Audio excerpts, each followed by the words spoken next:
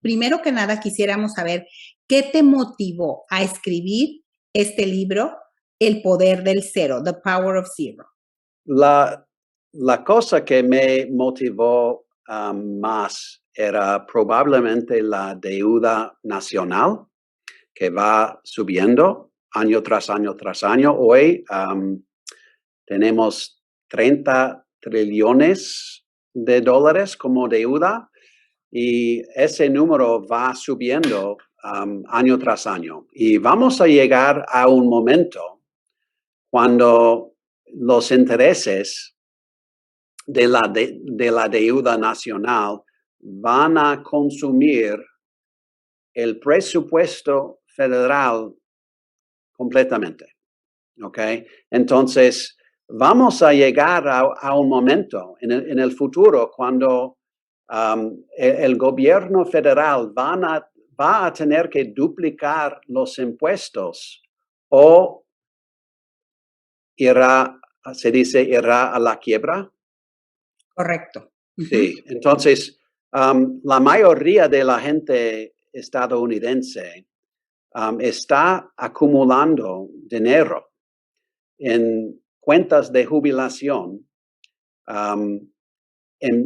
se dice impuesto diferido, ¿ok? O sea, todavía no han pagado impuestos.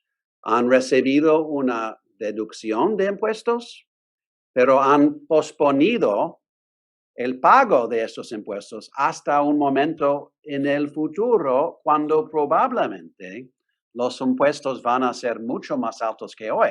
Entonces van a poder pagar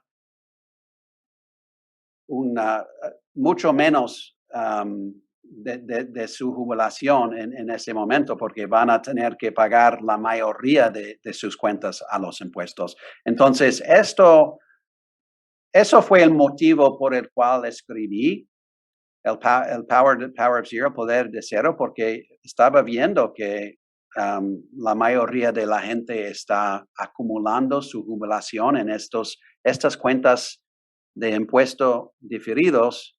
Entonces, mi misión personal es ayudar a la gente a entender que los impuestos están subiendo y si quieren sacar el máximo de sus cuentas de jubilación, tienen que pagar los impuestos ahora cuando los impuestos están muy bajos. Y el tema central de Power of Zero es sencillamente eso, de pagar los impuestos ahora cuando están bajos, en vez de esperar hasta un momento en el futuro cuando probablemente van a ser mucho más altos. Excelente. Y aquí para ahondar un poco más en materia, para que nuestra audiencia entienda por qué viene ese razonamiento. ¿De dónde obtienes tú esas bases para creer firmemente que los impuestos van a ser más altos en el futuro? A mí me gusta referirme a una persona que se llama David Walker.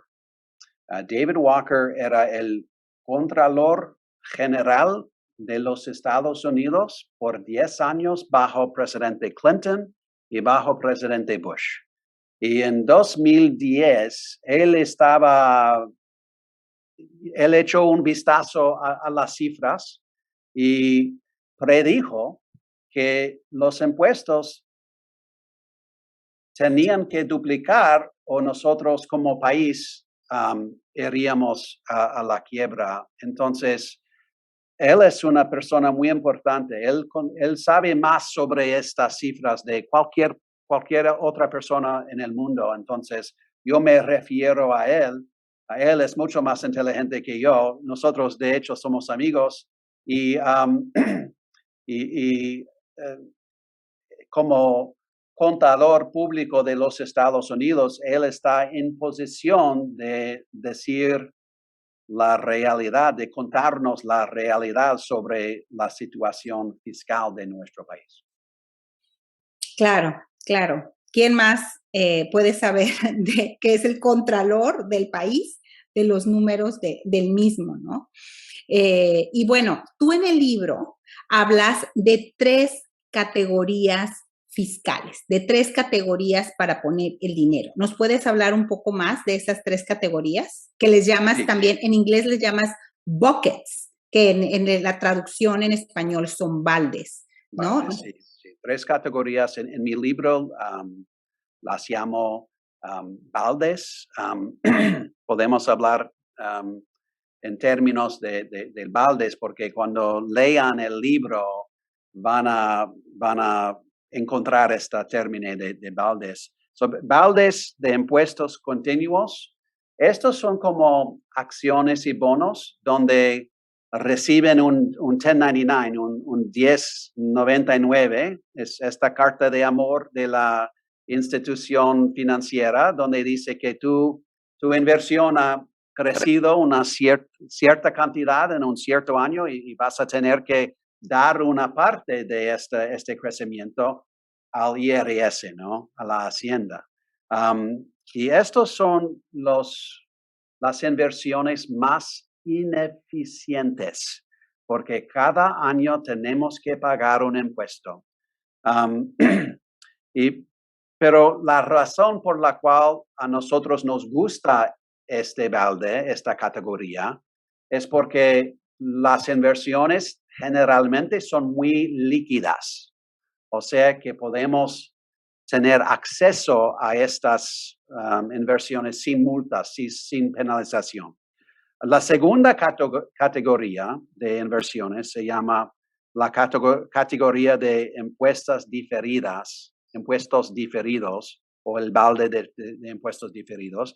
Estos son inversiones o cuentas de jubilación que nosotros conocemos muy bien. Son los 401k, la IRA, 403b, Simples, SEPs, y hay 2 cosas que estas inversiones, estas cuentas de jubilación tienen en común. La primera es que recibimos una deducción de impuestos al hacer la contribución al comienzo, ¿no? El problema es que estamos posponiendo el pago de los impuestos hasta un momento en el futuro cuando los impuestos probablemente serán mucho más altos. La segunda cosa que estas cuentas de jubilación tienen en común es que el IRS tiene una frase per categorizar el ingreso que sale de estas inversiones. Se llama ingreso ordinario. Ingreso ordinario. ¿Qué quiere decir eso? Quiere decir que cuando contribuimos dinero a nuestros 401ks o a nuestros IRA, estamos recibiendo una deducción hoy a un nivel de impuestos muy bajos y estamos posponiendo el pago de esos impuestos hasta un momento en el futuro. Para mí es un poco como hacer una asociación de empresa con el IRS. Y cada año ellos pueden votar cuál es el porcentaje de nuestras ganancias que ellos pueden guardar, ¿no? Y para mí no me parece una asociación de empresa muy buena, ¿ok? Entonces, cuando tenemos la mayoría de nuestra jubilación en estas cuentas de impuesto diferido, es difícil saber cuánto de ese dinero pertenece a nosotros. A menos que podamos adivinar cuáles serán los tipos impositivos en el futuro, es muy difícil saber cuánto dinero tenemos. Y es muy difícil planificar para jubilación cuando no sabemos cuánto dinero tenemos. Ujú. Muy bien. ¿Y la tercera categoría?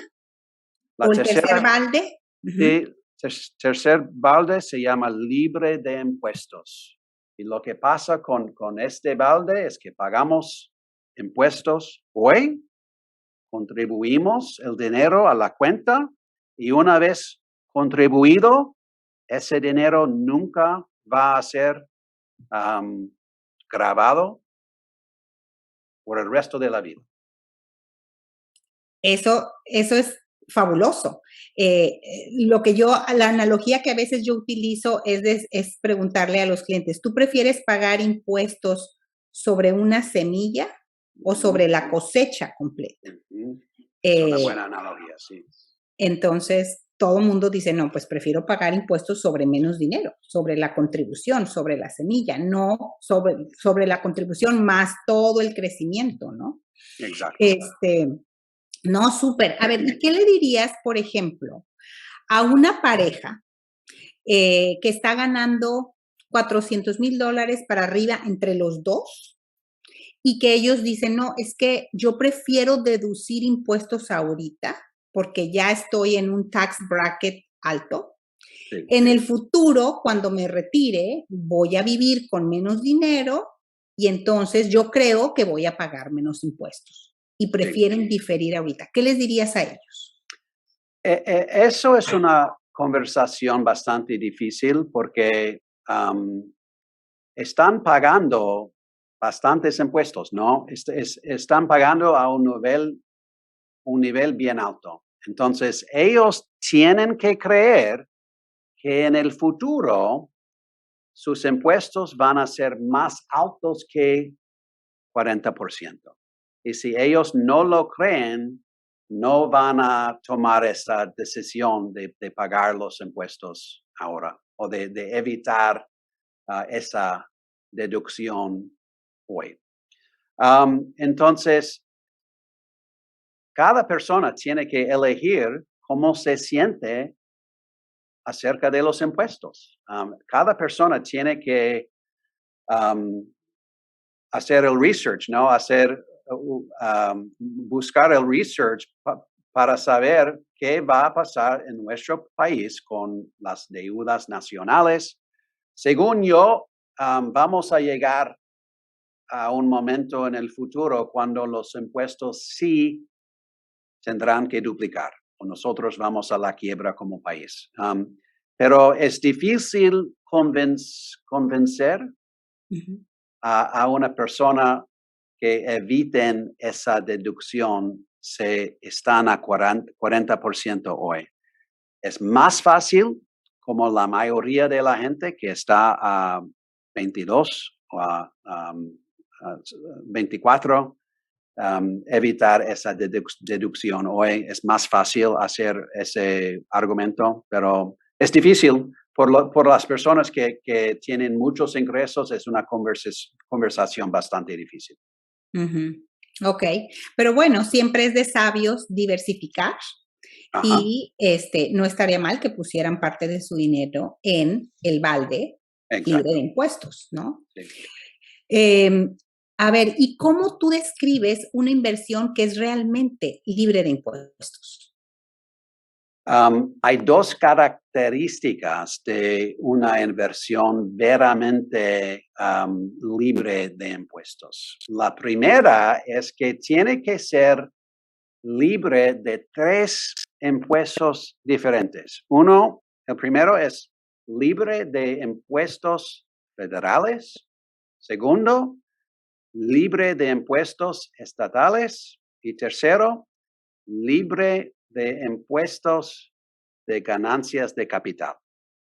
Estos 3 tipos de impuestos tienen que ser libres de esos 3 impuestos. La segunda cosa que una inversión verdadera de impuesto, libre de impuesto,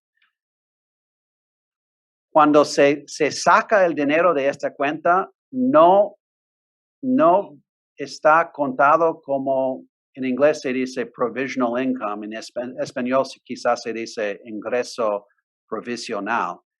¿Qué es ingreso provisional?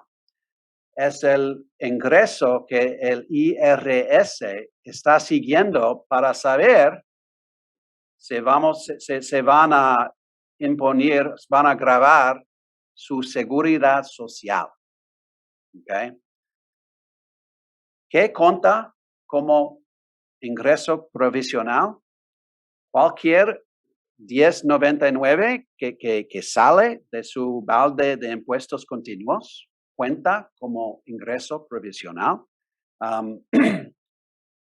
Cualquier distribución de su balde de impuesto diferido cuenta como ingreso provisional, y una mitad de su seguridad social cuenta como ingreso provisional. Y el IRS añade todo este ingreso provisional es una persona, se dice soltera,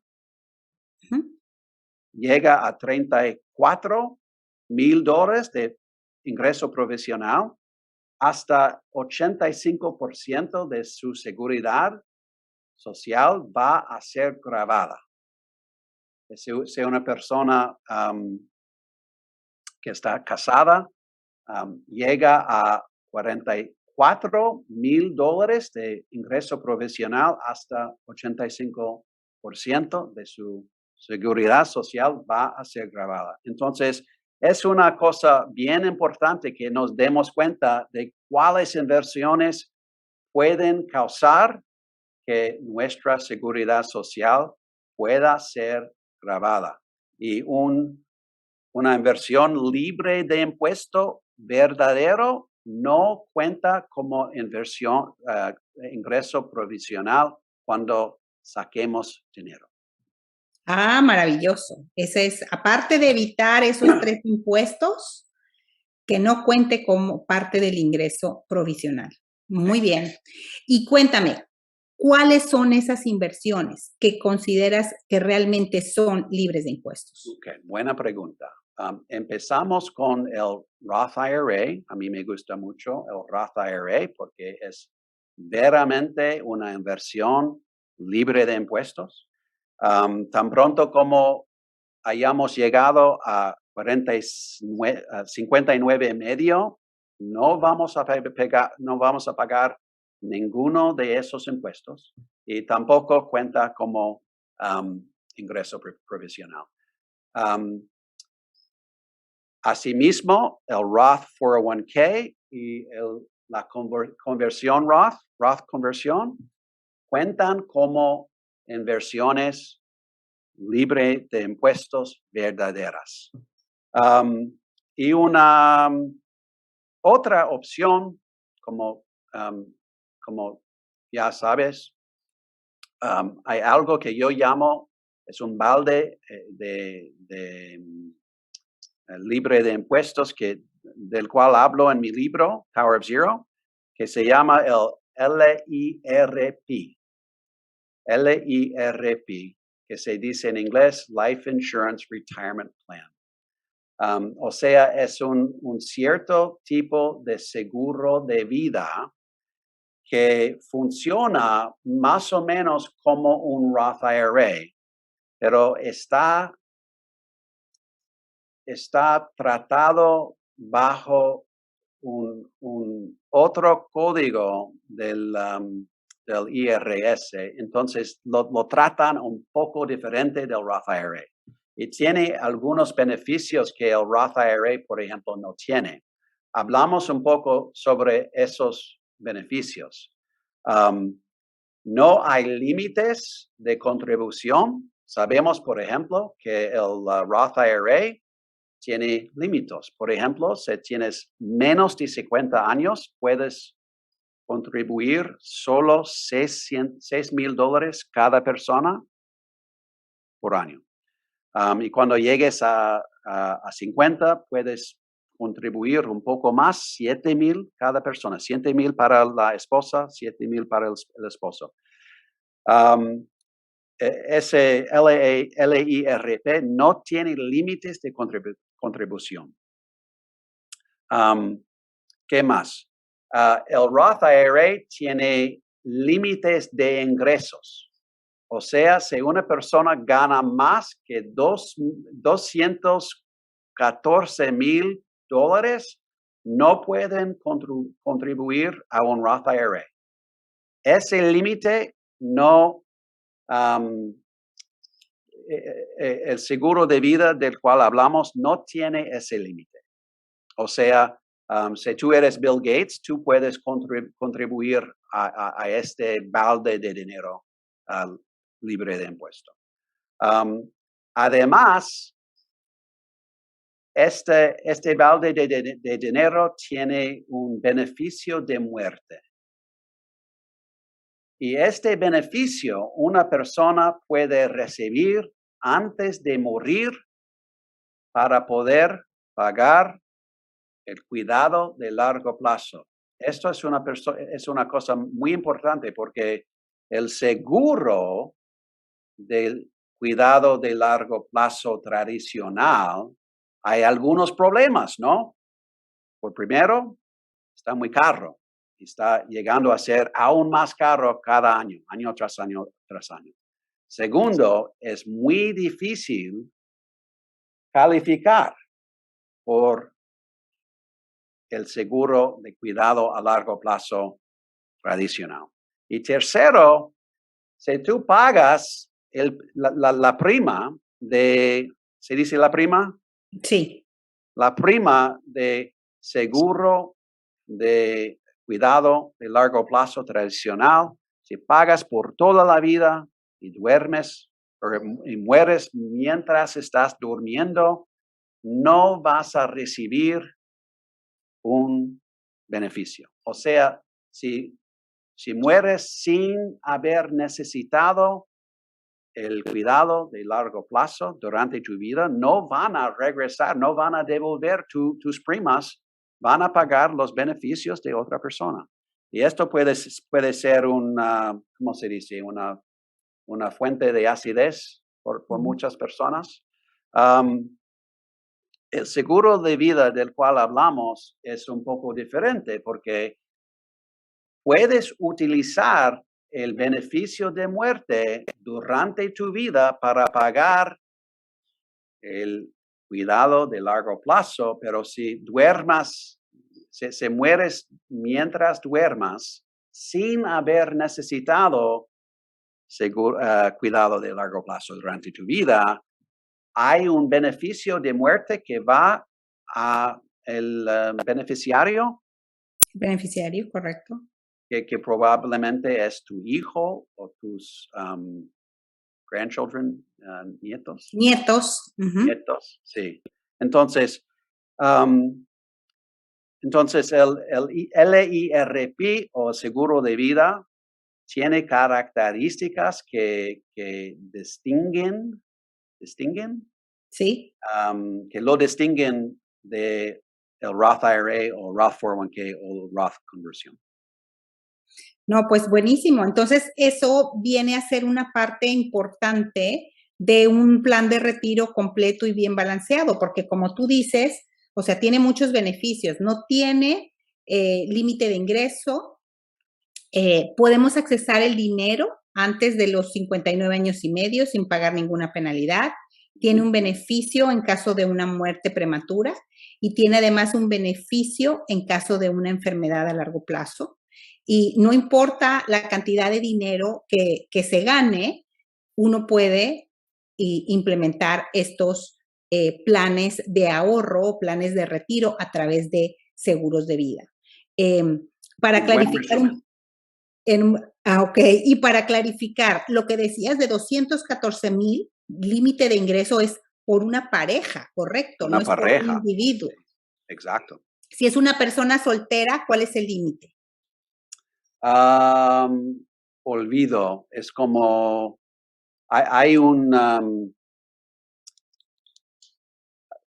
tendría que averiguar. Es una tabla, pero es alrededor de $100,000 por ahí, ¿no? Es como 125, hay un range, ¿no? 125 hasta como 139. Y a medida que subes por este range, la cantidad que puedes contribuir va disminuyendo. Bajando. Ajá, bajando, perfecto, o disminuyendo. Súper. Ok, a ver, ¿y qué les dirías, David, a las personas que piensan, dices que nada me va a dar más rendimiento que el mercado de valores. Hay que no les gusta diversificar en otros instrumentos porque piensan que el mercado es lo que les va a dar el mayor rendimiento. ¿Qué les dirías a estas personas? Yo diría que a mí no me gusta comparar, Comparar. el seguro de vida al mercado de valores, porque el seguro de vida hace una cosa muy diferente que el mercado de valores. ¿Cuál es el propósito del mercado de valores? Para crecer nuestras cuentas de retiro, como el 401k IRA. El seguro de vida tiene ese aspecto de el beneficio de la muerte, la capacidad de recibir el beneficio de muerte antes de morir para pagar el cuidado de largo plazo. Además, el dinero dentro del seguro de vida está creciendo. En inglés se dice safely and productively, seguramente y productivamente. Correcto. Ok. No estamos tratando de hit home runs con esta cuenta. Estamos tratando de crecer el dinero dentro de este balde como a 5 a 7%. Si podemos crecer una pequeña parte de nuestra jubilación, cuentas de jubilación, desde 5 hasta 7%, sin arriesgar nuestro dinero. Eso es un buen modo de crecer por lo menos una parte de nuestra jubilación. Entonces, para mí, el seguro de vida o el LIRP es más como un bono y menos como una acción. ¿Okay?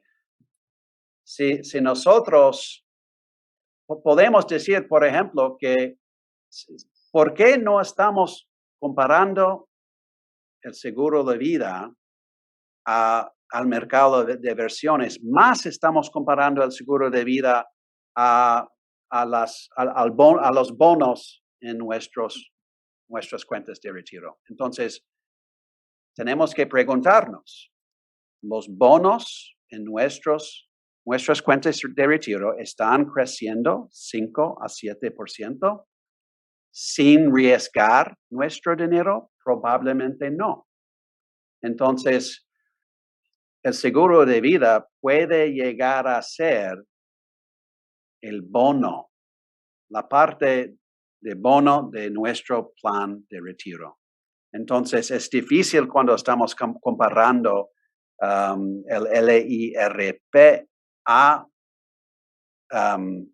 stock market, ¿cómo se dice otra vez? Mercado de valores. Uh-huh. Es difícil hacer esa comparación porque toman papeles diferentes en nuestros planes.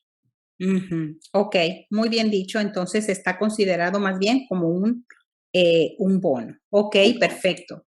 Ahora, ¿qué tan rápido crees tú que las personas deben de empezar a mover su dinero del balde de impuestos diferidos a el balde de donde está el dinero libre de impuestos? En otras palabras, ¿qué tan rápido crees tú que los impuestos vayan a incrementarse? Ok, buena pregunta. Sabemos que los impuestos van a subir en 2026, ¿ok? Que lo que llamo the tax sale of a lifetime es capítulo 6 en mi libro. O sea, en 2018 hicieron un tax cut, un corte de impuestos para todos los estadounidenses. Y el problema es que este tax sale, ¿cómo se dice tax sale? esta rebaja de impuestos. Rebaja de impuestos. ¿Tiene una fecha de vencimiento? Ok. Es el 1 de enero de 2026. Entonces, nosotros tenemos 4 años dentro de los cuales trasladar el dinero de los baldes de impuestos diferidos al balde de libre de impuestos. Tenemos 4 años. Si esperamos hasta 2026, podemos trasladar el dinero al balde de libre de impuestos, pero vamos a tener que pagar un impuesto más alto. ¿Ok? No mucho más alto, pero más alto. El vero problema llega en 2030. ¿Qué va a pasar en 2030? Vamos a llegar a un momento en la historia de nuestro país cuando probablemente habrá una depresión. ¿Por qué habrá una depresión en ese momento, en ese año? Porque habrán tantos baby boomers que han dejado de trabajar y ahora están dependientes en seguridad social, en Medicare, en Medicaid. Y entonces el coste de esos programas va a ser tan alto que no vamos a poderlo pagar. Entonces habrá tantísimos problemas que vamos a ver en 2030. Entonces, si una persona quiere trasladar su dinero desde el balde de impuesto diferido hasta el balde de libre de impuesto, tenemos más o menos entre 4 a 10 años, ¿ok? Más o menos ese es el range de años. Bueno, pues ya lo tienen. Tenemos que empezar a actuar lo más pronto posible. Mientras más pronto lo hagamos, mejor. ¿Y qué recomendaciones le darías a nuestra audiencia? ¿Cómo empezar? ¿Cómo empezar a hacer un plan libre de impuestos para su retiro? ¿Qué pasos deben de empezar a tomar? Ok.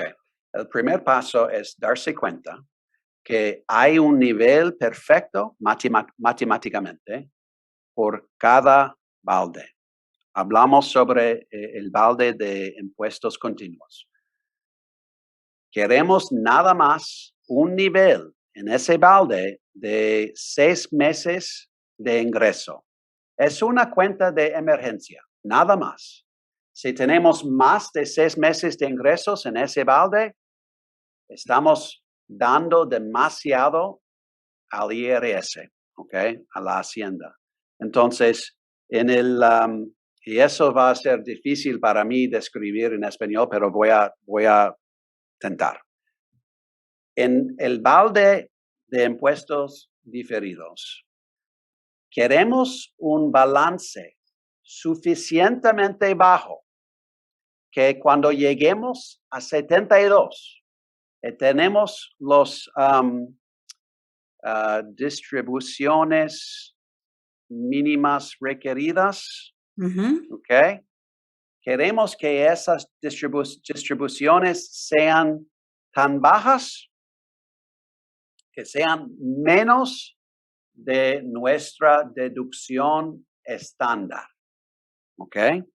Y la deducción estándar hoy en día es 25,900, ¿ok?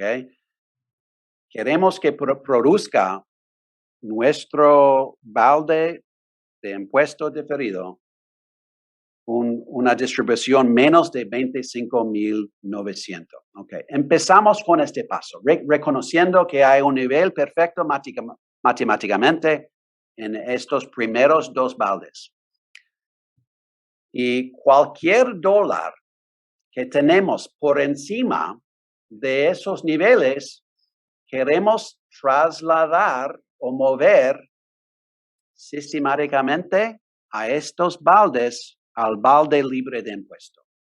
No lo hacemos todo en un año, lo hacemos en el transcurso de muchos años, entre 4 y 10, ¿ok? Porque no queremos subir en un tramo impositivo muy alto, ¿ok? Porque nos da ¿se dice la fuente de acidez? Sí, Sí, nos causa dolor estomacal pagar tantos impuestos. exacto, exacto. Entonces, el primer paso es reconocer que en un ambiente de impuestos subientes hay un nivel perfecto matemáticamente en esos primeros dos baldes y el extra, cualquier dólar por encima de ese nivel perfecto, tenemos que trasladar a ese tercer balde. Muy bien. Entonces, así es como se debería de ser y así es como deben de empezar, buscando a un asesor que los ayude con esta filosofía y que los ayude y los guíe para cómo ir distribuyendo el dinero y con esa diversificación fiscal, ¿no? Exacto.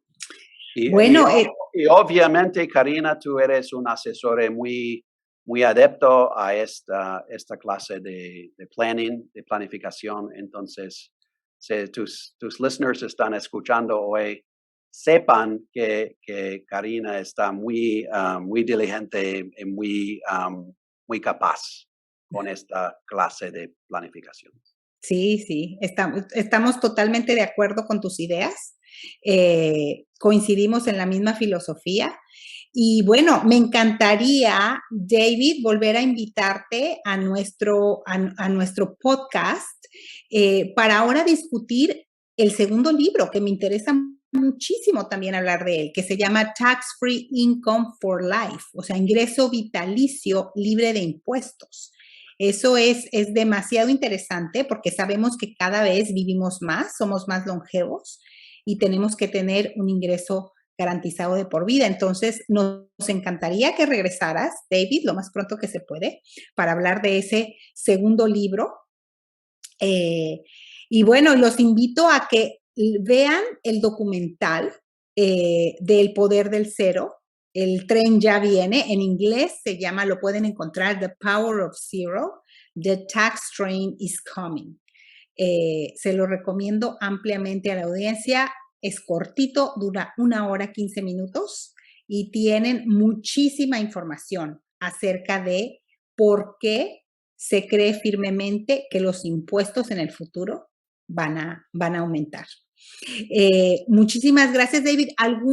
¿Alguna idea, algún pensamiento adicional que quieras compartir con nuestra audiencia antes de dar por cerrado el podcast de hoy? Última idea es que si ustedes están pensando en adoptar esta clase de, ¿se dice planificación? Sí, planificación. Esta clase de planificación, no dejen que pase ni un solo año sin aprovechar de estos impuestos muy bajos, porque cuando llegue 2030, vamos a mirar, ¿ok?, en atrás y ver los impuestos de 2022 y nos vamos a decir, ¿qué impuestos tan bajos? ¿No? Entonces, tenemos que aprovecharnos de cada año de impuestos bajos. Y esto es mi último consejo para hoy.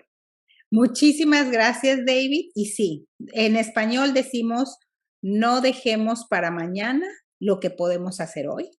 Perfecto. Mi frase favorita es la que yo les digo a todos mis clientes y a toda mi audiencia, el tiempo es el mayor activo que tenemos y es el único activo que jamás podemos recuperar.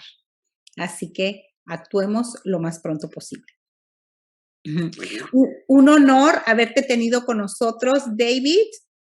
Tu español es maravilloso, así que qué honor tenerte con nosotros y qué bueno que vas a regresar para ahora hablar de tu segundo libro muy pronto. Okay. Estamos en contacto, te mando un fuerte abrazo hasta la Isla del Encanto y nos vemos en el próximo episodio a todos. Okay. Bye bye. Muchísimas gracias. Bye bye.